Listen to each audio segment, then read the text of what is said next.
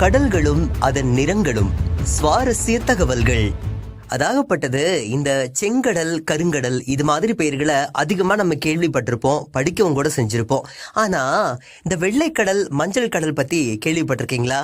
இங்க பாரு, நீ வந்தது வராதுமா கிறுக்குத்தனமா எதையோ பேசி எங்களை மண்டை குழப்பி விட்டுறலாம் அப்படின்ட்டு நீ நினைக்கிறது எங்களுக்கு நல்லா தெரியுது. அதெல்லாம் இங்க நடக்காது அப்படின்னு சொல்றீங்களா? சரி, ஓகே, இருக்கட்டும்.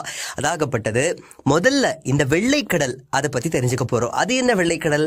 ஆமாங்க, ஒயிட் சி. ரைட்டு. இந்த பேரை அதிகமா நாம கேள்விப்பட்டிருக்கவே மாட்டோம். இது ஆர்டிக் பெருங்கடல்ல ரஷ்யாவோட வடமேற்கு பகுதியில அமைஞ்சிருக்கு. இந்த கடல் வருஷத்தோட பெரும்பாலான நாட்கள்ல பனி படர்ந்து அப்படியே வெள்ளை வெளியோர்னு பால் மாதிரி அழகா காட்சி கொடுக்கும்.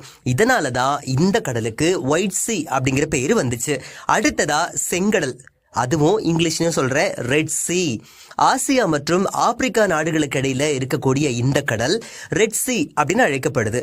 இந்த கடலோட கிழக்கு கரையில ஏமன், சவுதி அரேபியா இது மாதிரியான நாடுகளும், மேற்குல சூடான், ஜிபுதி, எகிப்து, எரிட்ரீயா இந்த மாதிரியான நாடுகளும் இருக்கு.